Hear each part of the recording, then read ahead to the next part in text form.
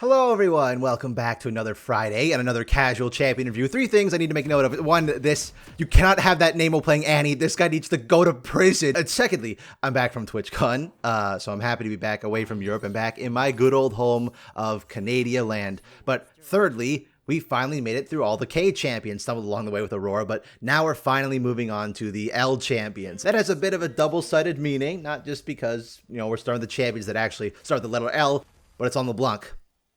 That's an L champion right there. I hate this character. Stupid ass coping mechanism for sentient earthworms. I gotta go help my bot lane, I guess. Ooh! Oh, it's gotta be money, right? Like, 18...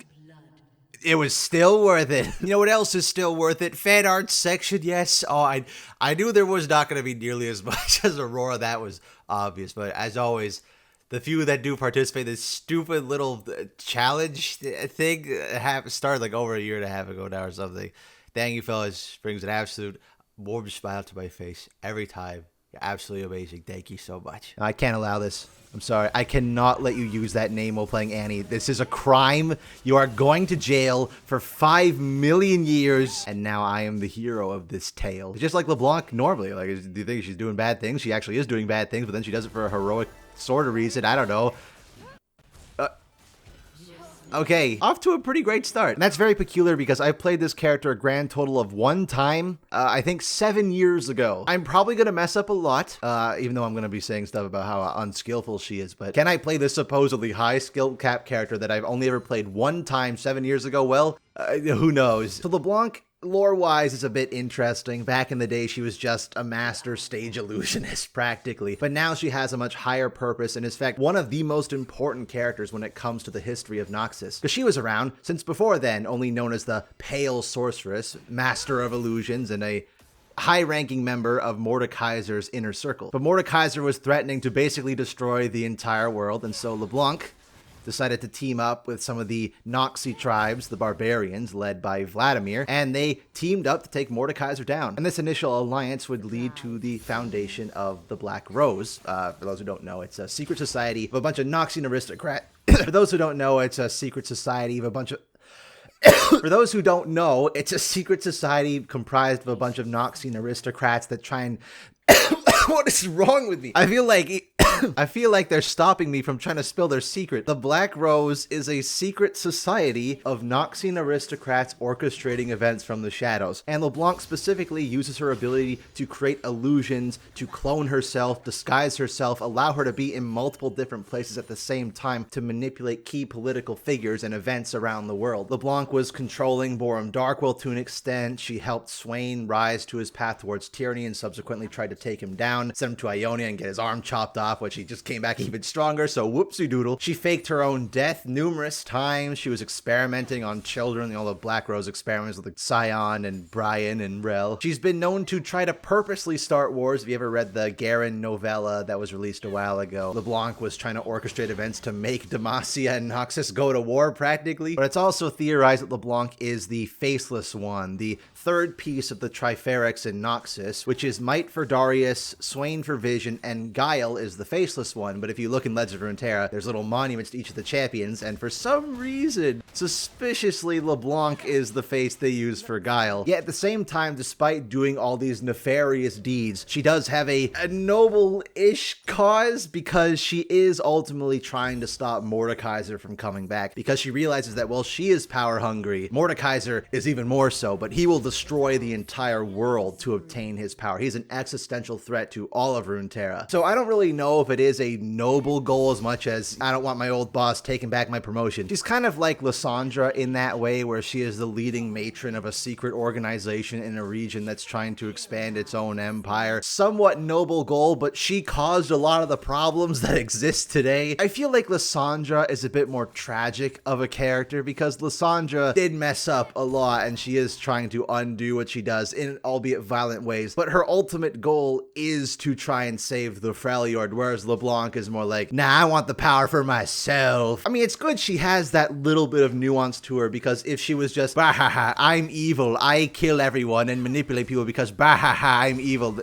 that kind of just makes her boring. But the other special twist about LeBlanc is that nobody knows what she actually looks like, or even how old she really is. I mean, before Noxus was, I think, 1,200 years ago, so she could be that old. No one knows. I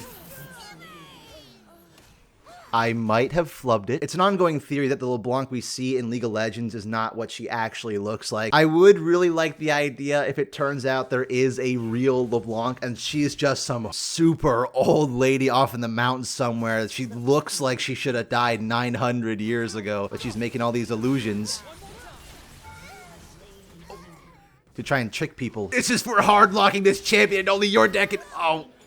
In Legend of Runeterra, I hated Ashe LeBlanc mid-range. The problem is for a character that's supposed to be this super secretive, shadowy figure manipulating events from the shadows, it doesn't really make sense why she's dressed like this. I mean, you know, say it with me now. She was designed back at a time where every single female character made for League of Legends was just designed for pure sex appeal, no matter how much it contradicted with their character. But LeBlanc is kind of interesting in that it sort of can work with her character, actually. Again, her whole thing is about manipulating people, swaying people to her cause so she gets her own way. And because she can technically take any form she wants, you know what? We're going to ignore that. It makes complete sense that she would take a form to appeal to the dumb, idiot, stupid, horny human brain. In that way, she actually makes sense to be on the sexier side. I mean, sure, if you want to do it that way, that's fine. It's just not like this, man. Like, I realize I'm not the best judge on this, but like, this is ridiculous. Like, the giant cape, the plastic-looking headdress, the belts. I don't even know what her clothes is. It's like some kind of bathing suit. Did she throw it in a wood chipper instead of her laundry? Like, it's so over the top and so campy, so ridiculous. You can't take her seriously. It just looks gross. Like, I think it might just be one of the absolute worst outfits in the entirety of League of Legends. Like, LeBlanc is actually just horrid to look at. Ignore that. LeBlanc is horrid to look at. Her LOR version is a lot better though. They dialed it back a ton. And I really like that they changed her crown to being like the Noxian insignia, which is kind of cool because she's been there before Noxus was founded. Maybe Noxian insignia is actually based off her crown and not the other way around. Ooh. But I think that LeBlanc does have more opportunity to grow beyond the LOR version. The LOR version is fine, but I think you could go even further, and there was an absolutely fantastic fan redesign that I spotted a while ago. I'll put it up on screen with credit, of course, but I really quite like this one. It still keeps all of the key features you would come to expect from LeBlanc. Like, she still looks like a bit of a campy sorceress doing that sexual appeal type thing, but it feels cohesive. You know what? That's as good as I'm gonna get. I mean, obviously, LeBlanc, in her current state, and LOR, the only way they fixed it is with the crown, but she looks so un-Noxian, it's kind of... But I mean, she's not really a part of the real Noxian government system. Or, do they have a government? I don't even know how Noxus works anymore. My brain is fried. But the fan redesign, I love the smooth dress, the jewelry. I mean, everything that I think is good about LeBlanc in an idea standpoint is represented way better in this fan design. Every time I look back to actual LeBlanc, it's so gross. Though I would like to say, even if she did get a big visual overhaul, I would still really like it if they at least gave some hint as to what the real form of LeBlanc looks like. Maybe in her recall or with her clone, you get to see the real LeBlanc, whether it be like an actual demon or whether it be some old lady humbling around, something like that. I think that would add a lot of extra character. But they wouldn't do that because then they have to model a whole other separate thing, and that's the reason that Kayn doesn't get any skins. Speaking of illusions, LeBlanc's gameplay is probably the thing she is most well known for, not because of illusions. Damn it, come on. Come on, just a little closer. You coward. Current LeBlanc really has nothing to do with actual illusions. The trickery of her kit is just bouncing back between her W.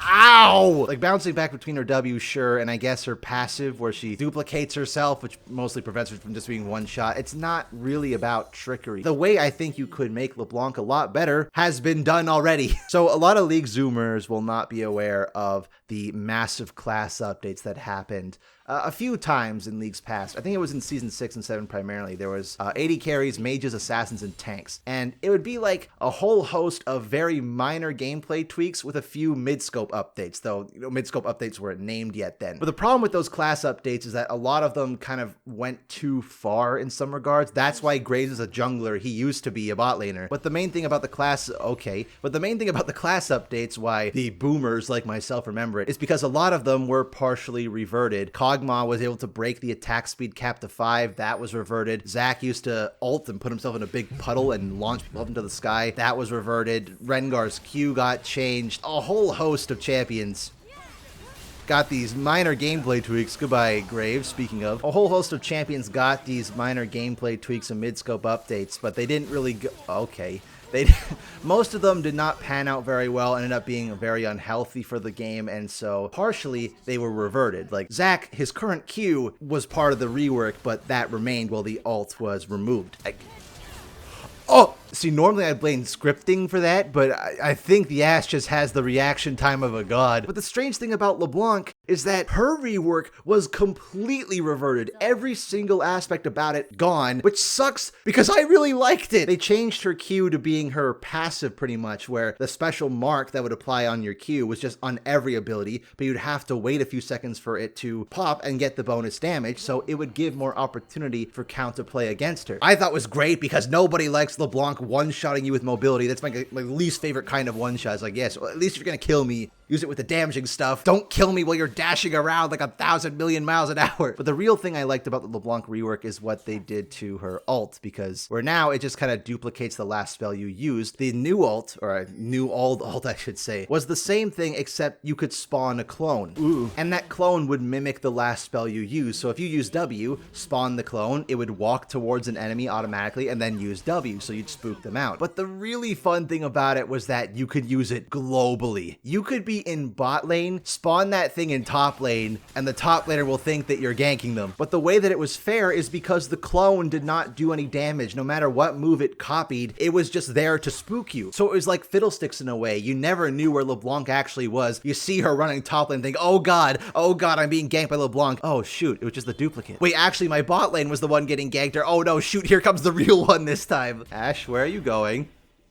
Ash? She wants to take Gerald through a river tour. How nice of her. So even though I never played LeBlanc, as a person who played against LeBlanc and who appreciates when a thematic fantasy of a champion is fully realized, I really like the LeBlanc rework. I thought, she has to pace herself so she can't insta-kill you with mobility. There's a ton of skill expression now with the clones, and she is fully hammered in to the deception aspect of her thematic. But then the LeBlanc players hated it, so reverted it completely. Nothing about it was changed. They just 180, flipped it back to how she was, and now she's back to how I absolutely hate her.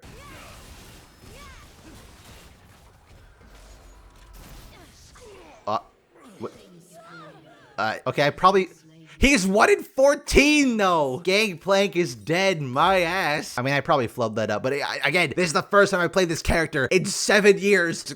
Cut me some slack. Because as it stands right now for LeBlanc, her whole gameplay pattern is just, I kill you with dashes, and then I teleport back to my dashes. If I dash in an unfavorable position, well, not only is it my damage, so I was gonna do that anyway, but I can just teleport back, no consequences, no problem. It's just an absolutely infuriating gameplay pattern to fight against. As much as I dislike champions like Talon, for example, once Talon is in, usually he's in and there isn't really a way for him to get out unless there's a wall there. But I think that's also just my assassin hatred.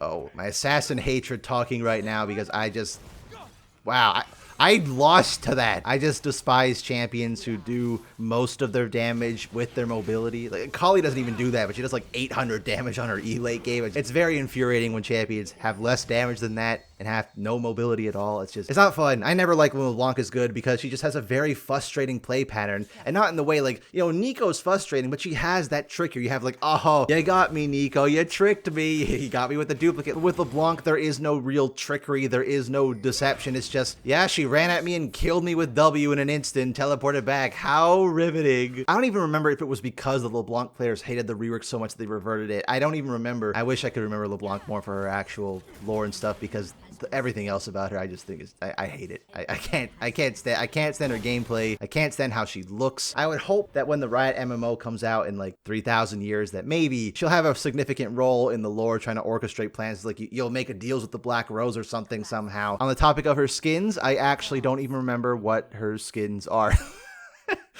She got that faker one, I guess, which I'm kind of confused why she did, because I thought the Ari skin was the whole thing, but I guess they need to have something to populate the battle pass. And she's good in Coven. Like, she is a perfect fit for that universe, absolutely, and I like they did something a bit different with her. Gave her a couple new animations, some special attention to her. I like that a lot. I don't remember, like, anything else she has, though. All right, that seems to be the end of the game. Finally, I thought we reached the end of the game before, but I had to stop myself. Thank you for watching this week's Casual Champion Review, everyone. I am happy that I never have to play LeBlanc again for another 7 years, probably, but next time we get to play Lee Sin, who got that ASU not too long ago, so that'll be fun to contrast and compare. So thank you, fellas. Thank you for watching this Casual Champion Review. A lot of stuff planned for July, so please be patient. I'll see you in the next one, okay? Goodbye. Yeah.